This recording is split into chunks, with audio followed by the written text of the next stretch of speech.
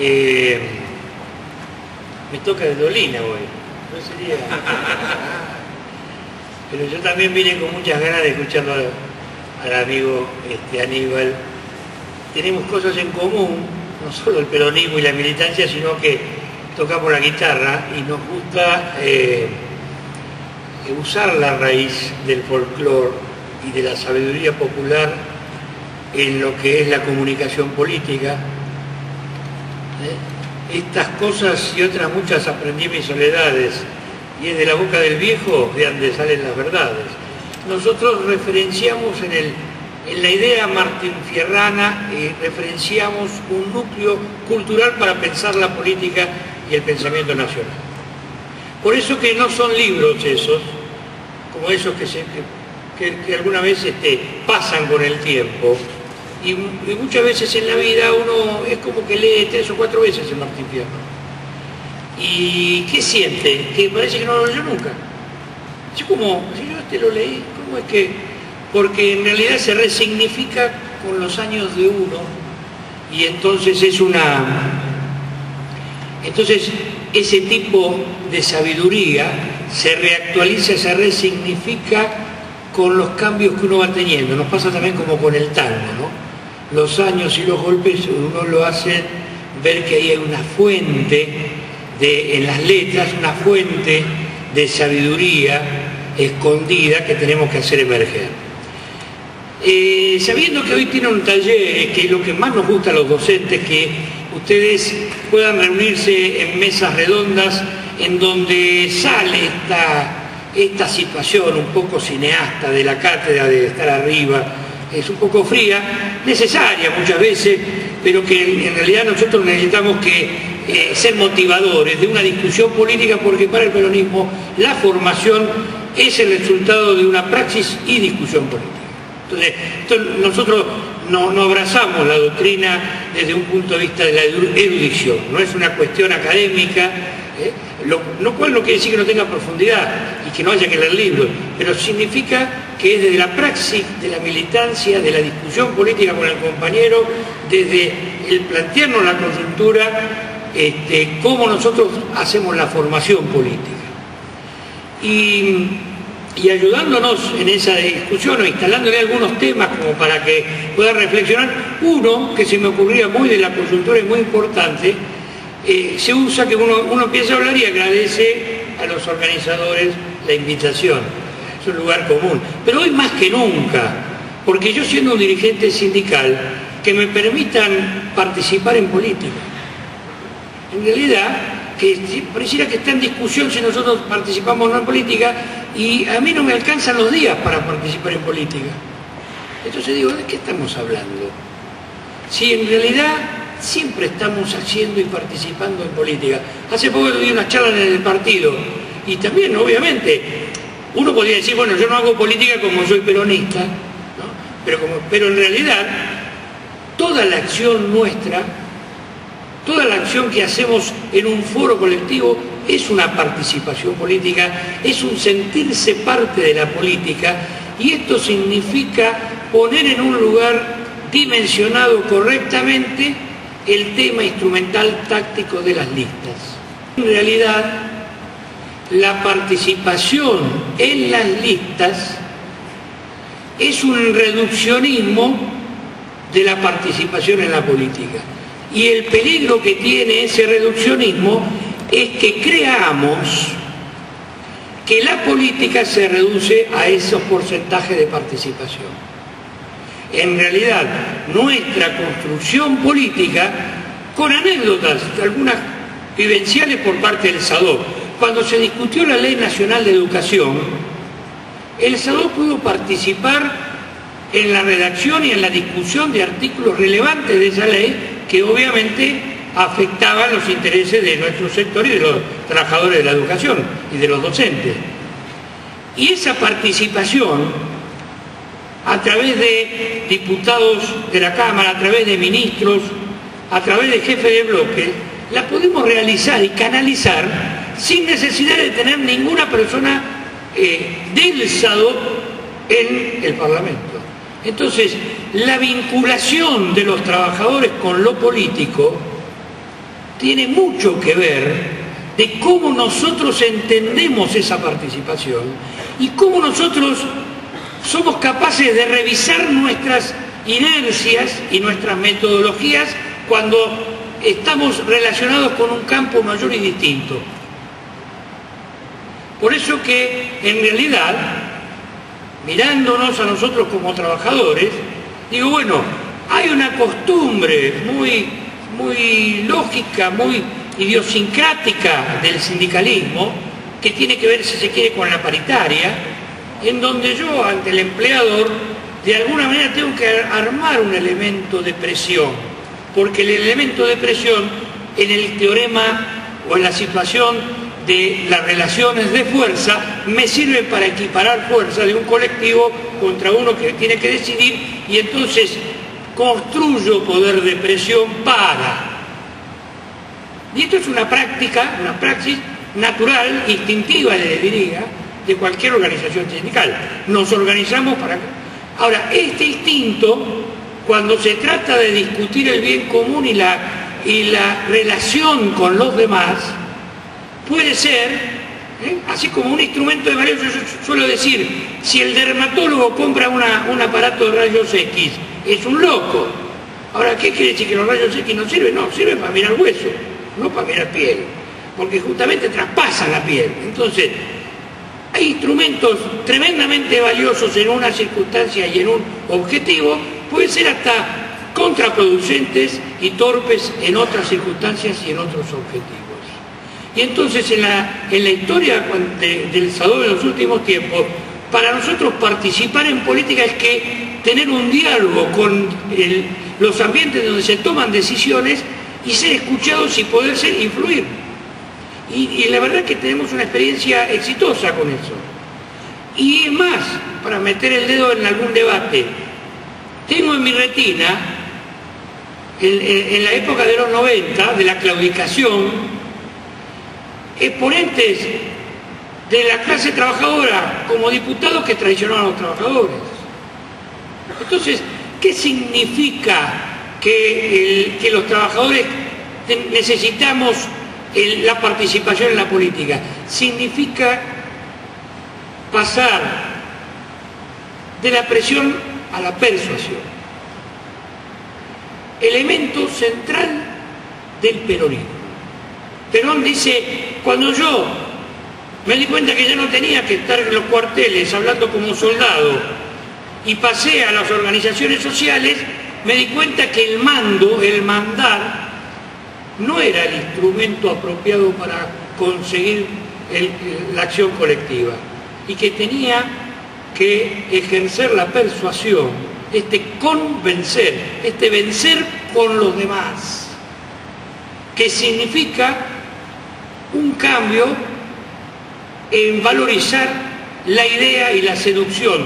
Al otro lo convenzo, lo seduzco, lo persuado, porque esta posición que tengo es una posición correcta. Y eso significa también construir políticamente desde la idea, desde la formación, desde la doctrina, desde el argumento, que es también un modo del poder. Y ese modo del poder propio del ágora, hoy el ágora puede ser internet, propio del ágora, significa el desafío que ustedes están llevando, que obviamente nosotros como trabajadores de educación conocemos esencialmente, en darle tiempo, esfuerzo, sé lo que han viajado muchos, a la formación, la discusión y la capacitación.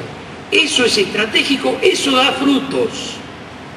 Y ahora es el momento más lindo, que cerraron las listas. Siempre digo, después que cierran las listas, los que vienen por una construcción más seria. Porque cuando llega el momento siempre hay revoloteos de oportunismo. Y entonces ahora viene un lindo momento de creación y construcción política, porque ahora tiene que ver con concebir la política como un servicio hacia. Y si bien está muy claro para nosotros en el campo nacional, y por suerte no hay que dormirse en los laureles ni bajar la guardia, pero es inminente el triunfo de nuestra compañera presidenta, y por lo tanto del campo nacional, con una resolución de este momento cuantitativo que estamos por vivir, el desafío es qué protagonismo, qué aporte, qué construcción voy a hacer en lo que se llama la agenda de la profundización del modelo. ¿Qué es profundizar el modelo? Y ahí tenemos que participar, y ahí tenemos que intervenir, y ahí tenemos que decir nuestra agenda y tirar algunas ideas. En este tema, siempre es bueno, para ir redondeando, siempre es bueno reflexionar sobre el tema de la doctrina. Yo me pregunté, ya que tenemos un rol sobre la formación en doctrina, la primera pregunta es, ¿para qué sirve una doctrina? Una, cualquiera. Una doctrina religiosa, una doctrina, ¿para qué sirve? En el lenguaje peronista, y de hecho en los libros de Perón, uno puede encontrar el uso de la palabra doctrina, del concepto de doctrina, en dos sentidos diferentes. Y esto que pasa mucho en las obras normalmente de teoría política, esto ya es un problema. Esto es un problema. Se usa en dos sentidos el concepto de doctrina.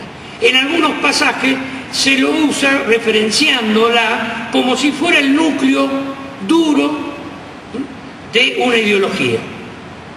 Que en realidad, en otros pasajes, Perón suele decir los principios permanentes, que a mí me gusta que usemos para hablar del núcleo duro que permanece del justicialismo, del peronismo, hablar de los principios permanentes. Para solamente usar la palabra doctrina en la otra acepción que usa Perón, que es la adecuación de los principios permanentes a una realidad dada. La adecuación de los principios permanentes, que por definición siguen en el tiempo, a una realidad que por definición cambia con el tiempo. Y entonces el desafío de esta concepción es que hay que hacer actualización doctrinaria. Esta es una riqueza muy grande del peronismo, por ejemplo, con respecto a ciertas ideologías de izquierda, que tienen en la doctrina el núcleo duro y entonces aplican un molde aun cuando la realidad les choca y les hace caer los muros. Es decir, caen en un dogmatismo político y se ponen rígidos en la política, o como se dice vulgarmente, con menos cintura que un pollo. ¿Por qué? Porque su estructura de principios se convirtió en doctrina, o identifican doctrina con principios. Contrariamente al dogmatismo de estas teorías, está el pragmatismo, que no es lo mismo que ser práctico. El pragmatismo es la ideología de creer que no hay principios permanentes que defender en la historia. Por lo tanto, hay que adecuarse a las coyunturas. Y ahora somos liberales, mañana somos socialdemócratas, mañana es como que hay modas, y entonces uno pragmáticamente se acomoda a esa moda. El peronismo tiene una riqueza fuerte acá, porque sin ser pragmático es práctico, porque permanece en un núcleo pequeño, pero profundo, de principios, y permite una gran libertad de adecuación política a las realidades circunstanciales del mundo, de la región, de la Argentina, como estamos viviendo, y esto permite que haya creación rápida de ciertos adjetivos al peronismo en determinadas circunstancias. Entonces, actualización doctrinaria, para mí el error de la época liberal fue que en nombre de la actualización doctrinaria se violentaron los principios. No existe un peronismo de espalda a los trabajadores. No existe un peronismo que no piense en los trabajadores como concepto ideológico fuerte. No existe un peronismo que no tenga como anhelo central la justicia social.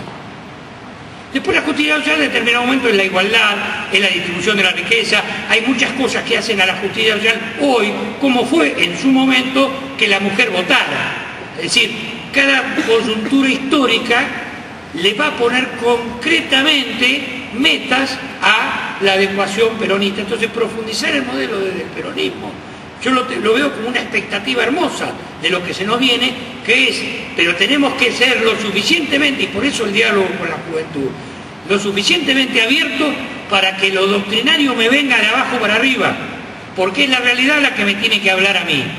Y de la boca del viejo puede salir aquel principio, es decir, la recomendación de que, ojo, que el peronismo no es una tercera vía,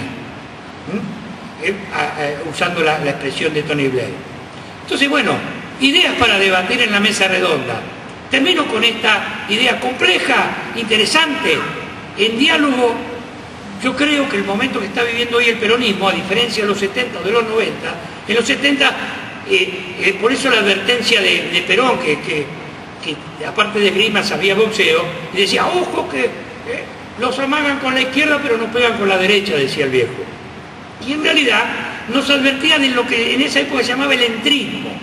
Y el entrismo era, de alguna manera, una manera solapada que tenían ciertos sectores de izquierda de utilizar al peronismo.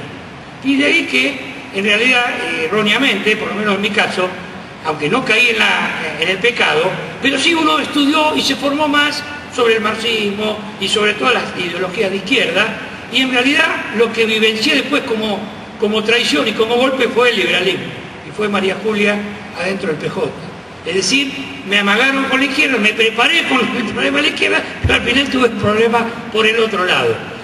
Interesante estas advertencias de Perón que tenía esta gran riqueza del lenguaje criollo, de en una chanza, en una ironía, en un chiste, definir ideológicamente. Él no hablaba de progresismo en esa época, ¿no?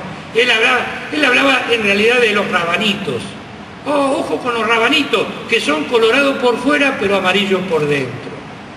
Entonces, y hoy que tenemos hasta candidato a jefe de la ciudad, a uno que podría bien definirse como rabanito, tan amigo del cine que se compró la película, porque en el fondo hacen un discurso de izquierda, pero después son lo que, como pasa en Europa, ¿no? Después votan con la OTAN. Entonces, esta forma de no ser seducidos por un lenguaje seductor, pseudo izquierdoso, pero que en el fondo no es transformador. Por eso que en la época nuestra, si te decían progresista, en realidad te estaban diciendo que eras un maricón. En realidad era revolucionario. Ser peronista es ser revolucionario. Porque tenemos una doctrina que transforma la realidad, no que administra la realidad. Y por eso quería terminar con un tema muy duro de la doctrina y de la ideología peronista, que es el tema de la clase. Si uno inspecciona las obras de Perón y el pensamiento y su discurso, bueno, el peronismo es clasista, no es clasista. Lindo lío. Y en realidad la propuesta sintética para dialogar sobre este punto es: el peronismo mira desde la clase la realidad, desde la clase trabajadora. De la clase trabajadora tomemos la mirada del más débil, el desempleado, el desocupado, el precarizado. Desde ahí tengo que mirar la realidad. Como peronista, tengo que mirar la realidad. Porque si yo tengo tanta sensibilidad como la tenía Evita, no porque me tengo que desemplear para ser como él, y somos dos mangueando, sino, aunque tenga la dicha del trabajo, tener el corazón y los ojos del desempleado. Militar como si yo estuviera desempleado, para preocuparme por esa profundización del modelo. ¿Qué nos pasa con todavía los que no incluimos? Y tener el corazón y la mirada, y por lo tanto mi preocupación y mi agenda y mi actividad. ¿Qué puedo hacer por ello? Y si yo milito en la CGT, a lo mejor tengo que hablar con los empresarios, porque no se trata que yo lo invite a comer a casa y resuelva el de uno, sino qué pasa con ese sector. Entonces, por poner un caso, pensar desde los trabajadores y de los trabajadores de los más humildes, pero construir con los demás. El peronismo es policlasista en la construcción, y por eso que arma su poder político en el Frente Nacional, donde hay empresarios. No somos clasistas en la construcción del poder político, y somos frentistas, y en ese sentido somos pluriclasistas, pero tenemos un norte, que es una sola clase, la de los trabajadores, como bien lo dice Perón. miramos desde un lugar, construimos desde un lugar, miramos desde la clase, construimos policlasistamente, pero anhelamos una sociedad, la comunidad organizada, que es la sociedad de una sola clase, que es los que trabajan. Esta es una definición del peronismo, un núcleo duro, a mi modo de ver, de los grandes principios, pero que tenemos que saber adecuar hoy, construir hoy, en la actualización doctrinaria, para lo cual yo tengo una gran expectativa que sean ustedes los que lo logren. Muchas gracias.